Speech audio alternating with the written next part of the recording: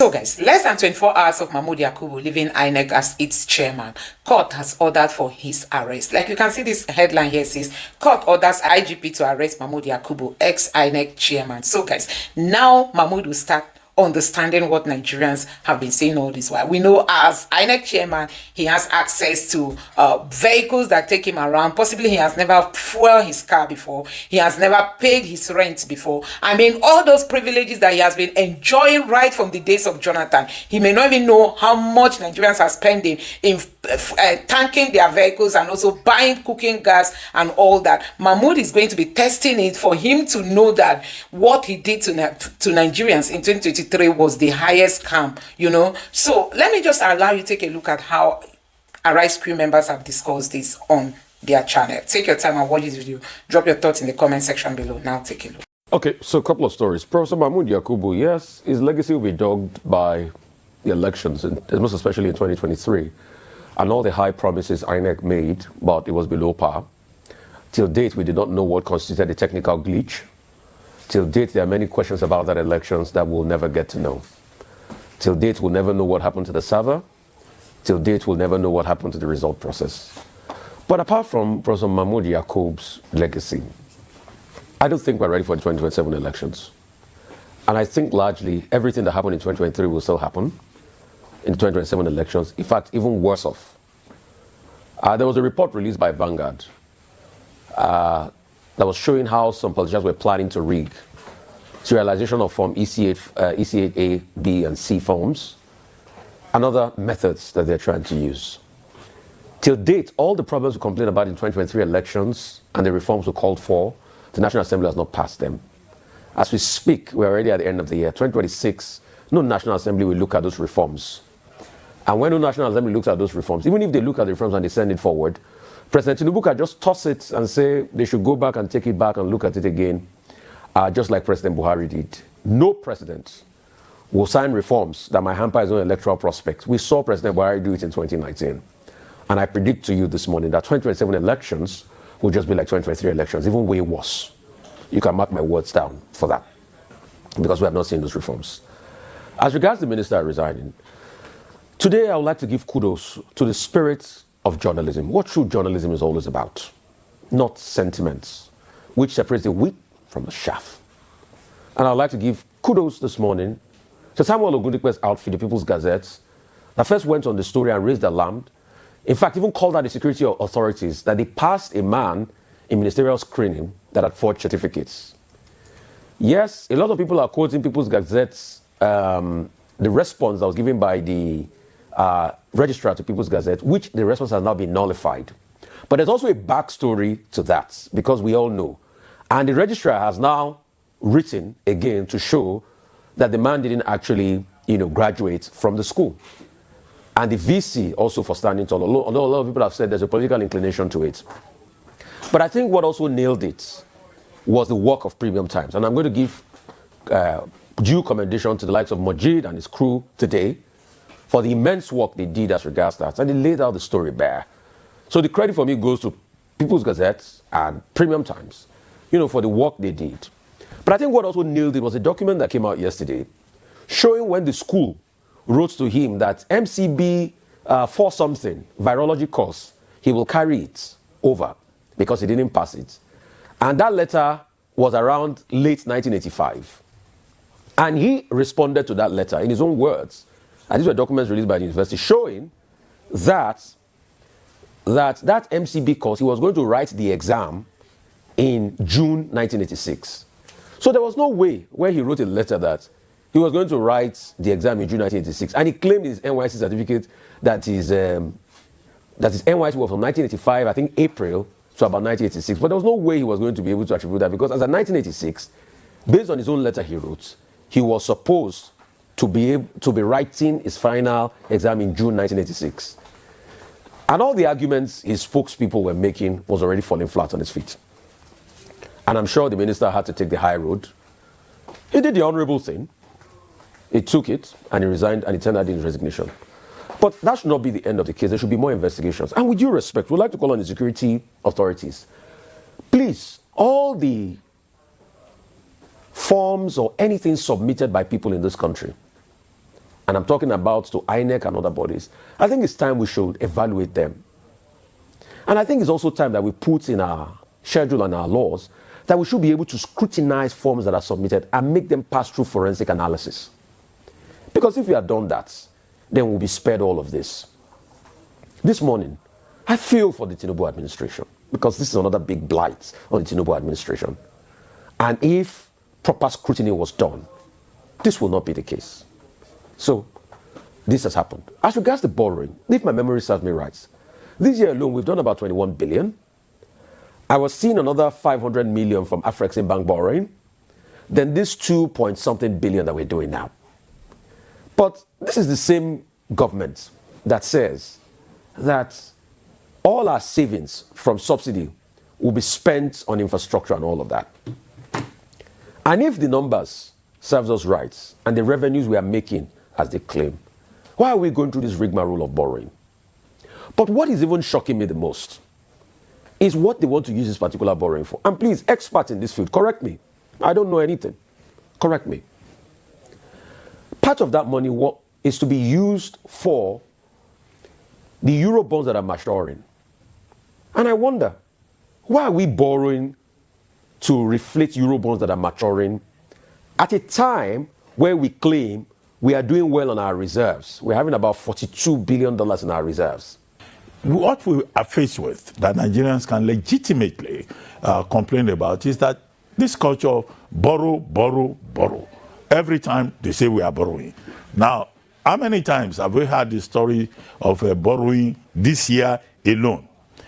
What the critics are saying, 2 points. One, that when you borrow, the borrowing should be for specific results. Borrowing should be tied to revenue. If you are borrowing for projects, then those projects should also generate revenue. Number two is the point that, okay, you are borrowing. That in itself is not a problem. But government must also show prudence in terms of management of resources. You cannot have the kind of conspicuous consumption that frightens the people, and the people say, what exactly are they borrowing for? So those are the key issues in that regard, in my view. What are the benchmarks also? There must also be transparency in terms of government saying, this is what we are borrowing for, this will be the outcome, not just to take papers to National Assembly all the time and say, we want to borrow, we want to borrow. No. In a country where the unemployment figure is so high and people are groaning, there must be greater accountability in terms of how you process the details. The economists will say, oh, government can borrow, but the issue is, what are we borrowing for? That opaqueness in that regard is what causes the friction in terms of public trust. Now, World Bank says Nigeria's growth projection has been put up to, I think, 4.2% from 4.1%, 0.6% readjustment. Now, World Bank, IMF, they've always been, telling us a lot about statistics, but Nigerians look at these figures and they say it's just statistics. What exactly are we achieving in terms of impact in the lives of the people? Even China is under, reduced demand, deflation, economists call it, real estate problems. But here in Nigeria, we just have figures that things are getting better. Even World Bank and IMF, they bought into that rhetoric. But the people are saying, we don't see it in terms of lived reality, daily reality of the people.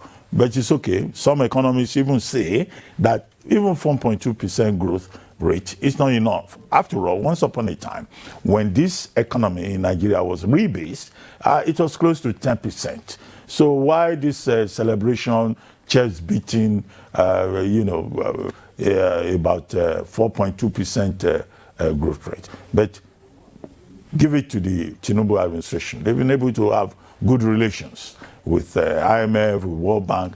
I can't remember the last time World Bank or IMF criticized the Tinubu administration. They've been very positive. So that's very good diplomacy in that regard, even if those institutions are not expected to be partisan.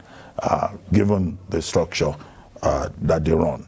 Now about INEC, Professor Yakubu Mahmood has completed his tenure. He was first appointed in 2015, and he has spent 10 years, 2 terms in that regard. Now he has completed his term. I think the emphasis should be on the future of that institution.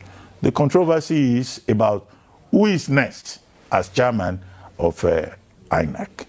Now, I said previously on this program that people are saying, oh, it's not a turn of the Southwest, that the Southwest will be the next person. Well, I said it's about competence. It's about who is the best man for the job. In fact, I went further and even proposed myself as a possible chairman of INEC, and I made the point that I would do a good job. And, because we need to get elections right in this country. But apparently, nobody has asked for my CV since that time. So, but that's Nigeria. But if they give me the job, I will do it. But right now, May Agbamuche, who is the most senior person in INEC, has been given the temporary position. And I think that's just procedural. But the question to ask is it not even better, let's push my own personal interest aside, for somebody within the system, somebody who understands the system, to be the person who will move that institution forward, someone who understands the issues like May Agbamuche. I don't think there's anything wrong in confirming her as an INEC chairperson. But if somebody is going to come from outside, an outsider will spend like 6 months even learning, 1 year learning. So all of these issues should be looked at. However, the more important point is about electoral reform. Creating a system in Nigeria whereby the results of the elections reflect the will of the people. The will of the people subdued, discounted, maltreated, disregarded in the electoral system of Nigeria. That is a major issue that we have to face. While we are looking for a new INEC chairperson, chairman, whatever, we need to also worry about that. And we don't need to leave that till the last moment when it will now be said, oh, it's too late. We cannot do it again. Now, nnamdi, the man that resigned yesterday as a Minister of Innovation, Science and Technology. I wrote about that yesterday in my column, back page of This Day Live, This Day newspaper. They also call themselves This Day Live, which is the program we do on Sunday. Now, the issue is about integrity. This is the second minister of the Federal Republic who is going to resign as a minister. Before him was Kemi Adeosun, who resigned. Now, the question to ask is, was he pushed? Did he jump? 2 issues with Minister nnamdi as he then was. Forgery of a certificate. He claimed to have a degree from University of Nigeria, Nsukka. University of Nigeria, Nsukka is the foremost independent, post-independence university in Nigeria. It's the only university that is named after Nigeria. Now, that same university gave us conflicting reports. There was one December 31, 2023 report that said, oh, he graduated. Now in August and September this year, 2 other reports from the university saying that, oh, he didn't graduate. Even the Vice Chancellor, Professor Otuanya, has come forward to say, oh, his name was used in vain. No, he didn't say anything. Now, universities are supposed to be citadels of learning and institutions that promote character. And my argument yesterday is that the University of Nigeria, Nsukka, owes Nigerians an explanation. You can't have an institution that is training a major workforce for the country, flip-flopping and talking from both sides of the mouth, raising questions about integrity. And I even said that the alumni of University of Nigeria, Nsukka, should be thoroughly embarrassed because they go about, they say we are lions, we are lionesses. These your lioness and lions. You people have misbehaved badly in terms of how your institution has projected you. Second, I think it's good news that Minister nnamdi has resigned. And it was a bit surprising because before his resignation, there were persons going around in Abuja saying, oh, he's a victim of political persecution. They were saying, oh, he's Dr. Peter Mba, governor of Enugu State, that is after him. Whatever all those, details are. What is important is that people who want big positions must know that there are laws about perjury and forgery in this country. In fact, there are persons who are saying nnamdi should not be allowed to get away with his violation of the law, that he should be tried, that it's not enough for him to have resigned, whether he was pushed or he jumped. After all, for forgery, I think it's about 14 years imprisonment. Now, he must come and explain how he came about the NYSC certificate that he submitted to the Senate and that he presented to the government of Nigeria. He committed perjury on oath for making false misrepresentations, for making false representations. So it's not, that he has resigned and all of that. No, it looks to me that a crime has been committed and that, that should be pursued further. And that should be a lesson for all future federal government appointees. There's also a question about the integrity of the institutions who are supposed to vet the credentials that are submitted by government appointees. What did they do? They could not spot that a false NYSC certificate was submitted and that this person did not present a proper university certificate. I've also argued, however, that you don't need to have a degree to be a minister, to be a governor, to even be president. Just fail school SAT. If I just have the ability to speak English, that is enough for Nigeria. But that's another subject, because we say that Division 3 people should not be the ones that rule us. If you say you can just speak English, you failed, you dropped out, you misbehaved while you were writing school SAT, and you can be whatever you want to be. No, that makes the situation disgraceful, because we have properly educated people here. And maybe that's why I was saying I should be INEC chairman. Yeah. After all, there will be no issue with my own certificates. I think you can defend all your certificates, Dr. Abati. All right, okay, so let me start with Mr. Jeffrey Uche-Naji. And I agree completely about the fact that when we're talking about just a resignation, that's not enough. We often talk about the fact that the reason why certain crimes are perpetrated or why there's a lot of corruption is because there seems to be no consequence for actions around this.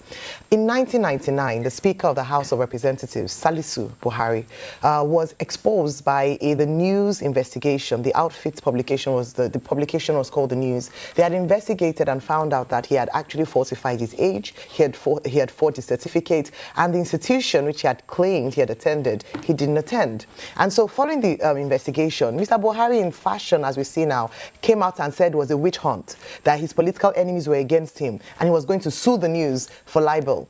Later on that year, he came out to apologize and said, I apologize to you, I apologize to the nation, I apologize to my family and friends for all the distress I have caused them. I have misled in error by zeal to serve the nation. And so it was found out that he actually was younger, he falsified his age, he actually did not attend the institution he had claimed to have attended, and he was actually tried and sentenced to 2 years imprisonment for, for falsifying his documents, even though he had the option of fine, which he took, and was later pardoned by the then president, Olusegun Obasanjo. But this has played out. If you look at it in history, we have seen public officials like Mr. Naji falsify documents in order to attain or get to the position they've gotten to. So what we're asking for is that in order to act as a deterrent, a resignation is good. I mean, he had no choice, to be fair, because he would have been exposed again and again because there was a lot of evidence to back up that report that had come out against him. But it's not only about resignation. First, it's an embarrassment to this administration. Like Dr. Patu, you mentioned, the fact that due process and the vetting of his documents was not properly done at this level, at this height of appointment. It speaks a lot about the detail of the agencies that were responsible. At the time of Mr. Buhari, the NSA, General Mohammed, Mohammed, talk about your friend, you talk about him a lot. I just remember his Gusau, yes, had announced, the NSA at the time had announced that they were going to institute an investigation into Mr. Buhari's claims. And they did. We haven't heard anything, at least officially, from the NSA right now. We haven't heard anything officially as to what would be done now that he has taken the option of resignation. He himself has said he's going to sue, that it's a political witch hunt. I hope that he would be able to go all the way to sue, because it's damaging to his reputation and damaging to the reputation of the person who appointed him in the first place. If we don't see consequences, it is not a deterrent to young people who are watching, or future political office holders who, if it's just a slap on the wrist, there's no consequence, would go ahead and keep on falsifying. And I agree as well that perhaps it's time we started to investigate and see, for all those who are holding public office in trust of the people, whether or not their qualifications, their certificates are genuine. And it's very easy. We can use technology to find this out. We had mentioned earlier that they were about to do that for all, public employees. Let us start with the appointees and see how many of them who brought the certificates in actually, whether those in elected positions, whether those who are appointed by government officials. Let us see whose certificate is actually true. Now, moving on to that, we then go to the INEC chairman, Professor Mahmood Yakubu, who has now said he's embarking on his leave of absence, and May Agbamuche Mbu. We've talked a lot about INEC under Professor Yakubu, and I'm sure we would continue to speak about that. Later on today, we have Frank Tate here, and hopefully we'll really dissect what his legacy as INEC chairman would be, because at the end of the day, it's about legacy. At the end of the day, the work that you've done will speak for you. How was he able to manage INEC under his tenure? But even more importantly, because we face a critical time in the electoral process of the nation, is who will be stepping into the shoes of Professor Mahmood Yakubu. Currently, in the acting capacity, we have May Agbamuche Mbu, and I'm of course, I'm delighted about that. It's always great to see a woman step up to positions of influence in that regard. It has to be an electoral revolution. Mr. Victor, it is simple. Nigeria, we have been living in self-deceit. We have been living a lie. We claim to be a democracy. This year we celebrated 26 years of uninterrupted democracy in our fourth republic, and we have just done 65 years of independence. The hallmark of every democracy are free, fair, credible, and peaceful elections. That is the foundation, because it is a social contract where the citizens choose their leaders, and when they are dissatisfied with their performance, they can vote them out. If you fail to fix elections, there is no point of accountability. So we go through a vicious circle where people just continue to lament about bad leadership. They rig themselves back into power. They complete their 8 years. They rig another person who will become even worse. So if truly we want to be a democracy, it must be through free, fair, credible, and peaceful elections. Because elections do not only bring governments, they give legitimacy to governance.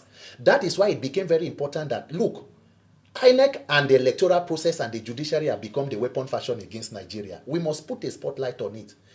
Since 1999, the current president is the only president who has not come out to talk about electoral reforms and free and fair elections, even though he prides himself as being one of the persons who fought for the June 12 MKO Abiola mandate, which was all about free and fair elections. 32 years later, Nigeria cannot boast of conducting credible elections. Even the late President Yaradua admitted that the elections that brought himself and the then Vice President Jonathan, he said they were flawed. We needed to improve on them. Unfortunately, he passed. But President Jonathan took it a step further to sign the 2011 Electoral Act, conducted the elections that were seemingly free and fair that brought President Buhari. Then the destruction of INEC and the judicial system began. And that is where we are today.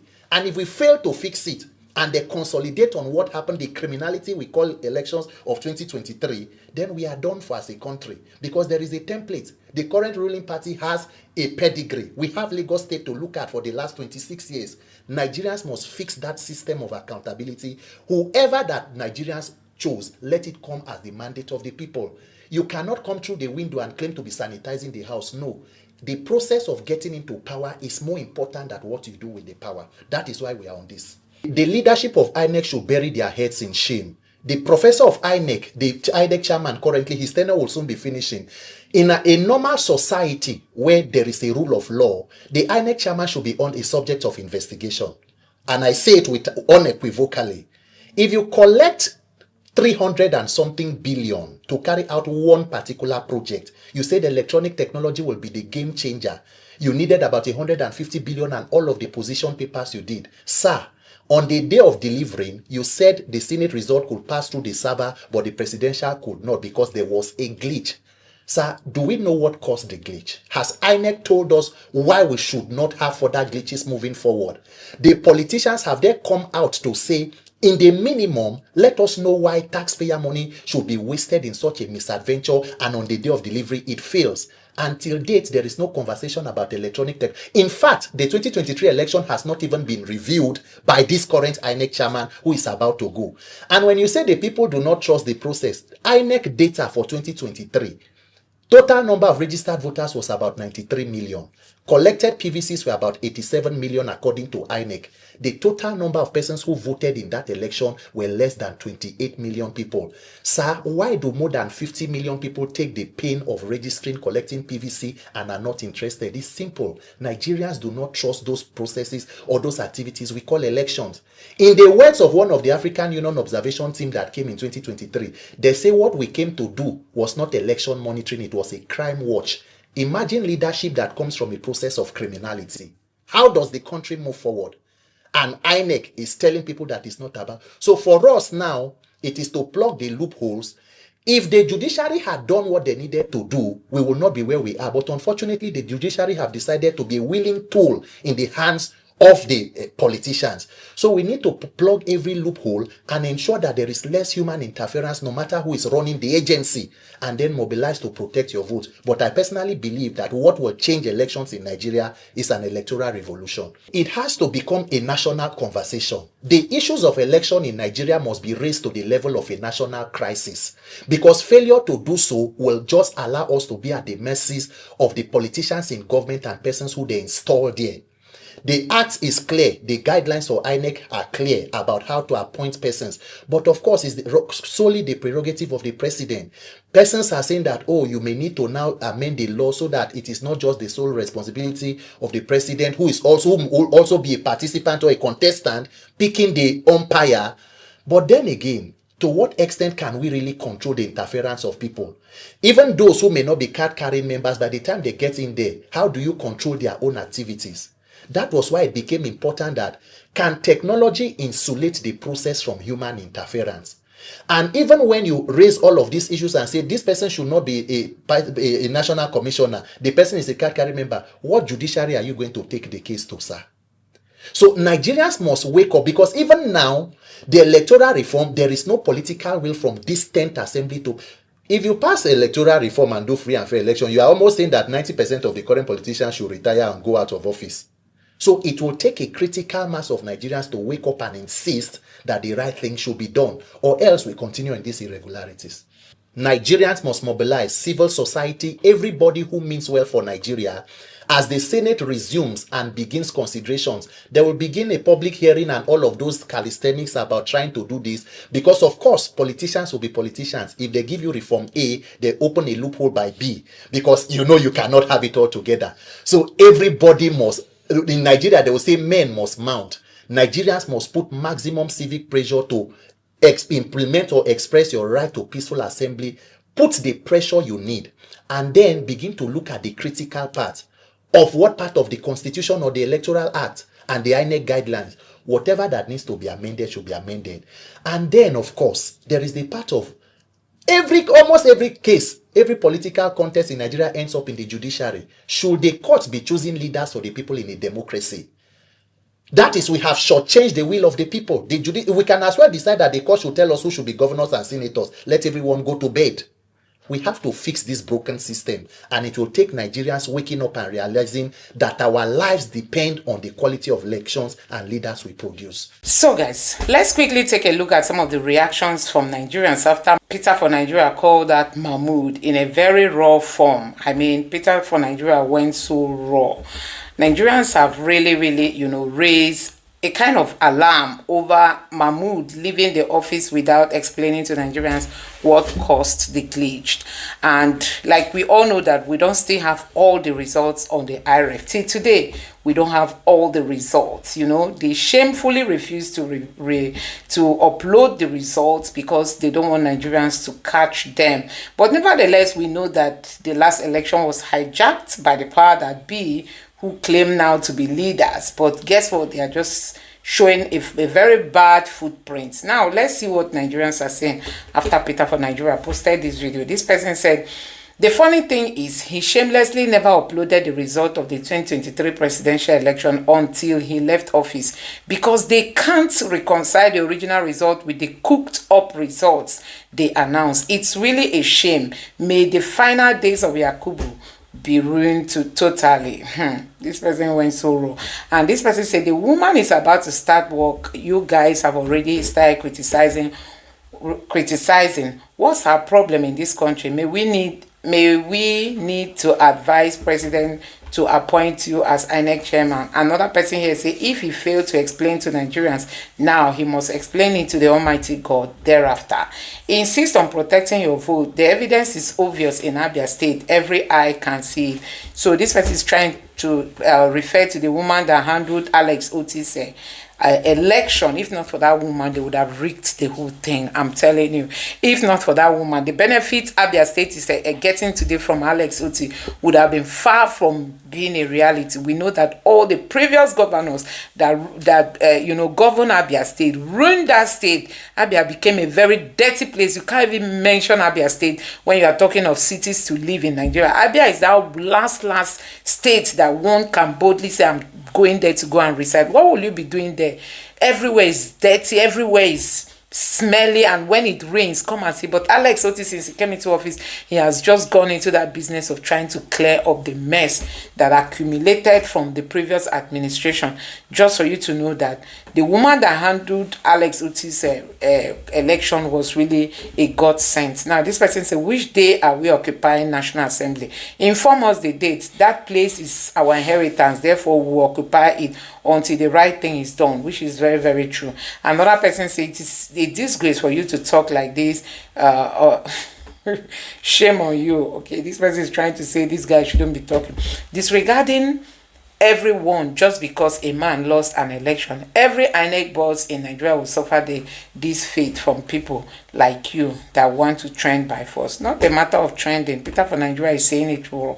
The person say court has ordered for his arrest. I hope we all know why he was forcefully asked to resign. EFCC should investigate that thief. May come and find and pursue that wicked man. So Mahmood Yakubu now is in the net of the court. Court has ordered. I hope they don't rubbish him the way they did to Emefiele. After Emefiele was used by the Buhari's government, they dumped him so badly, and being the fact that he tried to resist Tinubu when Tinubu was coming in, Tinubu just waited for him to come in and rubbished Emefiele. Emefiele possibly might be begging food now because they seized his properties, everything, his bank account. I mean, Emefiele must be begging money. Possibly from his family members. That's to tell you that politics in Nigeria is not something people should rely on. You might do whatever you are doing, and another government will come in to do whatever they want to do. Anyway, guys, that is it. Let me know your thoughts on this in the comment section below. Please don't forget to subscribe and turn on the bell notification. Thank you.